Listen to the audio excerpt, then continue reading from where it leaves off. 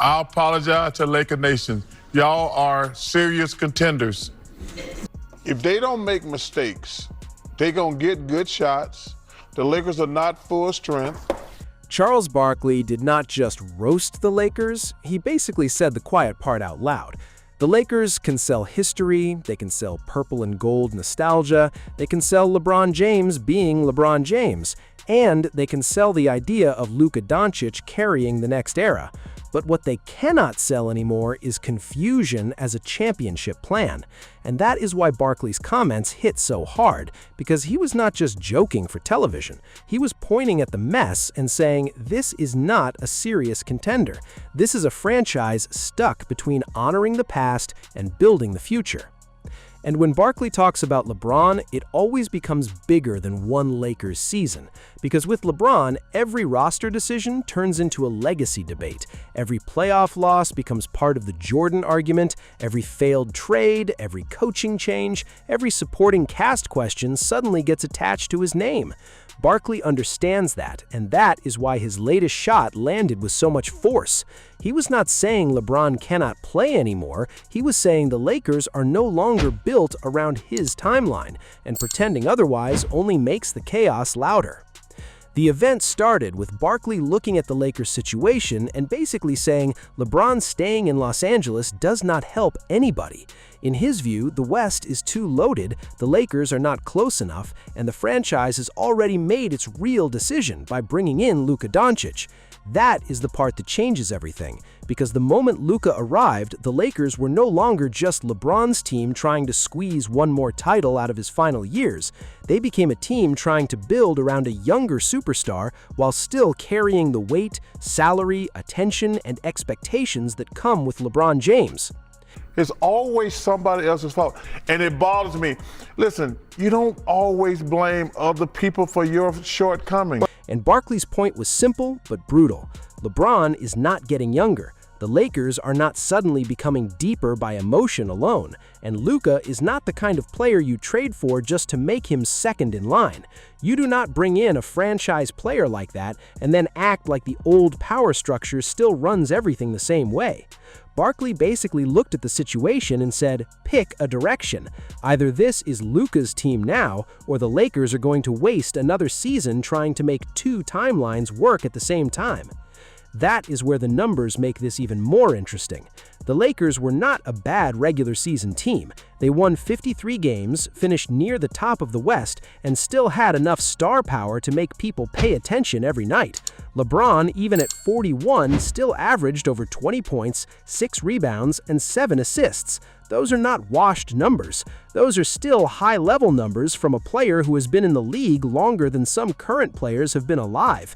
But Barkley's argument is not about whether LeBron is still good, it's about whether LeBron is still good enough to be the main reason a team survives the West. And that is a different conversation, because in the West, being good is not enough. You have Oklahoma City running with young legs and elite defense. You have teams built with size, speed, shooting, and depth. You have younger stars who can play 40 minutes and still pressure the rim in the fourth quarter. The Lakers have names, but the playoffs do not care about names when the legs get heavy and the rotations get short.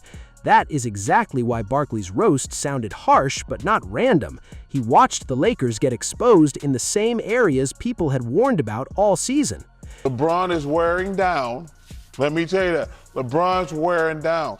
You know, I saw all these idiots and fools on television. LeBron's playing great for a 41-year-old in game 1 and game 2. And he played great in game 1 too. But when you get older, the longer a series goes, his efficiency is coming down. The center issue became one of the clearest examples of Lakers chaos. The franchise tried to fix the middle by going after Mark Williams, but that deal collapsed after the physical. Suddenly, the Lakers were stuck trying to survive with a roster that didn't fully match the stars it had just committed to. When you have Luka, you need a big who can finish, protect the rim, and clean up defensive mistakes. When you have LeBron at this age, you need size and depth so he doesn't have to cover every crack. Instead, the Lakers looked like a team that knew the problem, almost solved it, then walked into the playoffs with the same hole still open. And this is where Barkley's criticism of the Lakers becomes connected to his criticism of LeBron's legacy. He has always pushed back against the idea that LeBron's career should be judged only by the stats and longevity.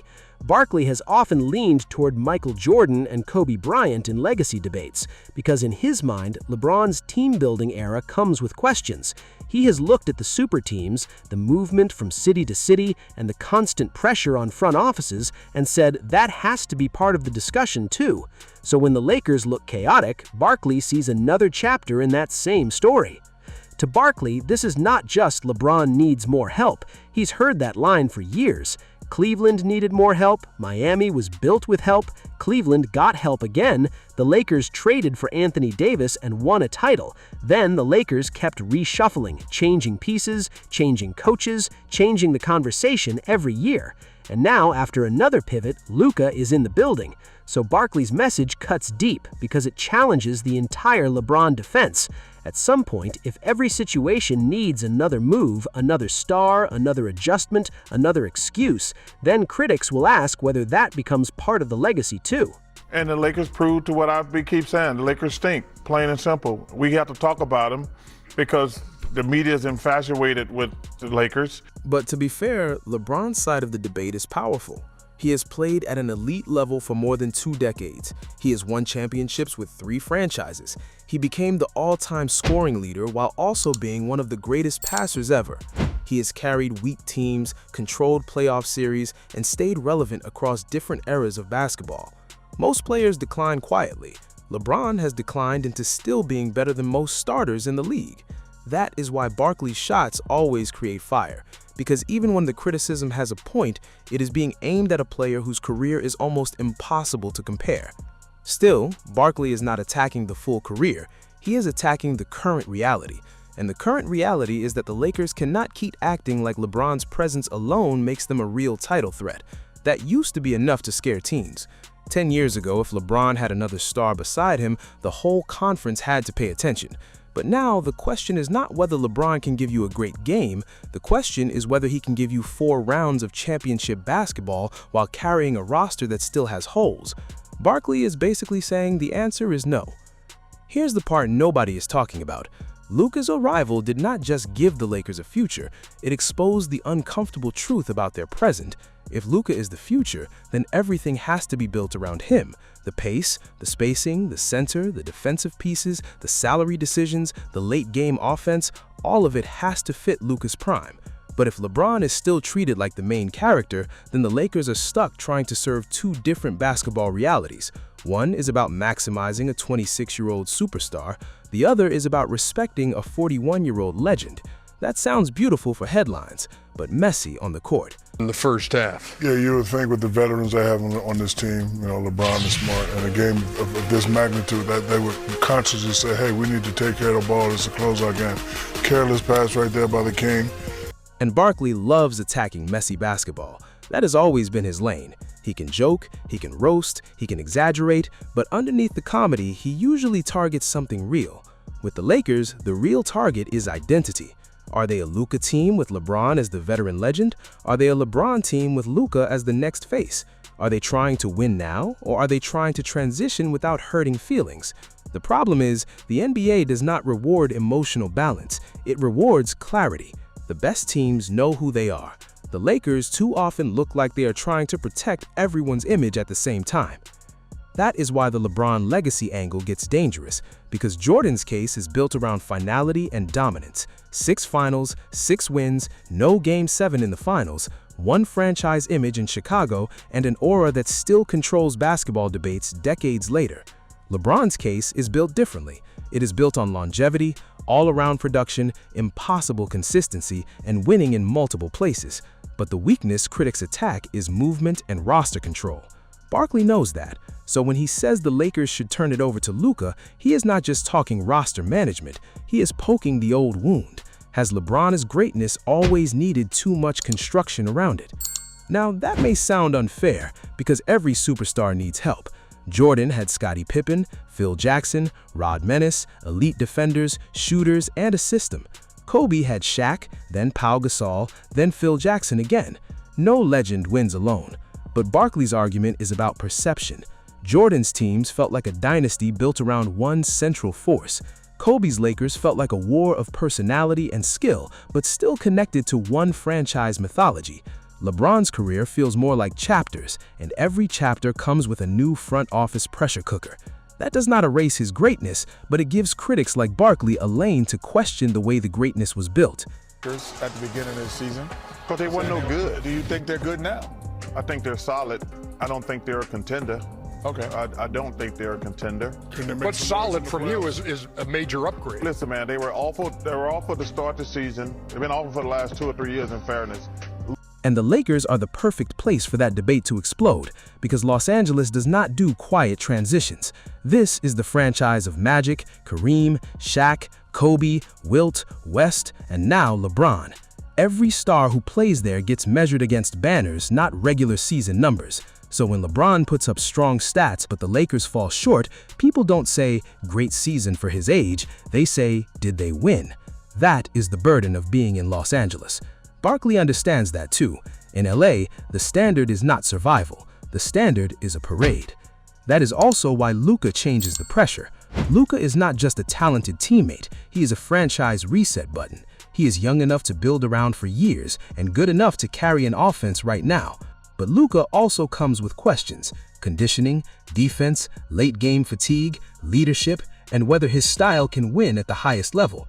So the Lakers aren't simply handing the keys to a finished product, they're making a bet.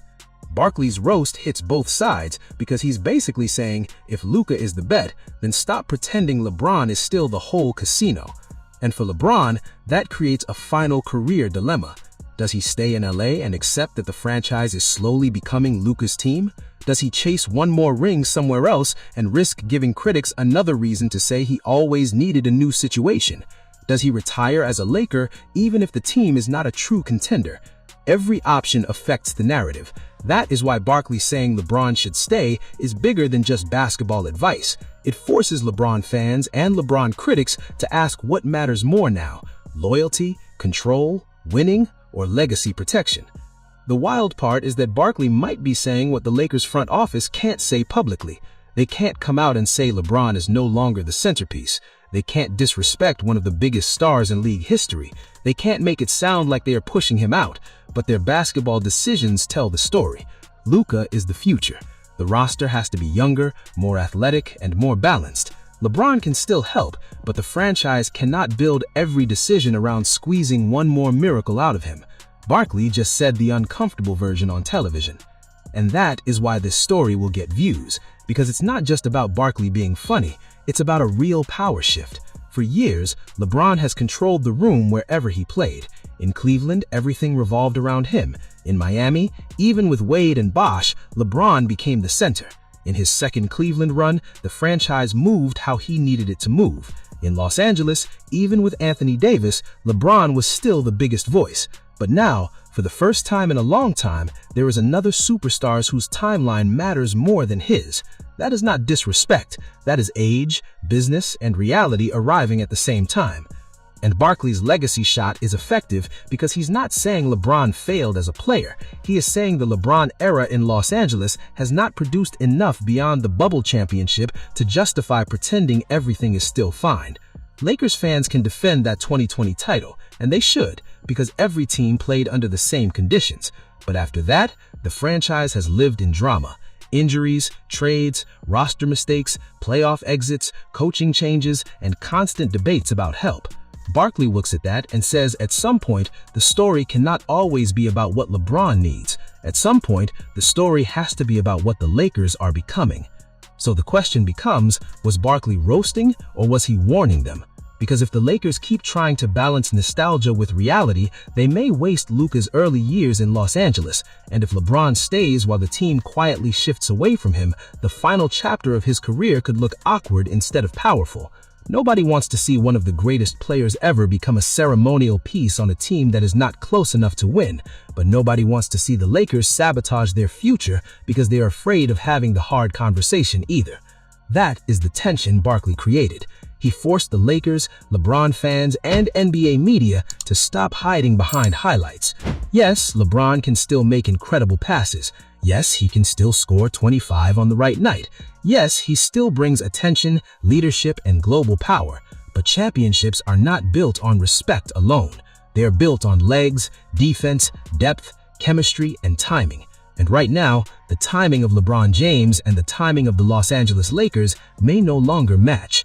And that is where the debate gets personal. If LeBron leaves, critics will say he ran from the transition. If he stays, critics will say he is blocking Luka's takeover. If he takes a smaller role, people will say the era is over. If he demands more control, people will say Barkley was right all along. There may be no perfect ending here. There may be only the ending that hurts the least. But Barkley did what Barkley always does. He stripped away the polite language and turned the Lakers' quiet problem into a national argument. So now the question is not whether Barkley went too far. The real question is whether he told the truth too early. Are the Lakers brave enough to become Luka's team while LeBron is still in the building? Is LeBron willing to finish his career without being the center of the franchise universe? And when people look back at this final Lakers chapter, will they see it as proof of LeBron's unmatched longevity or as the moment his legacy debate gave Jordan fans one more weapon? Because if the Lakers choose feelings over direction, Barkley's roast will not age like a hot take. It will age like a warning.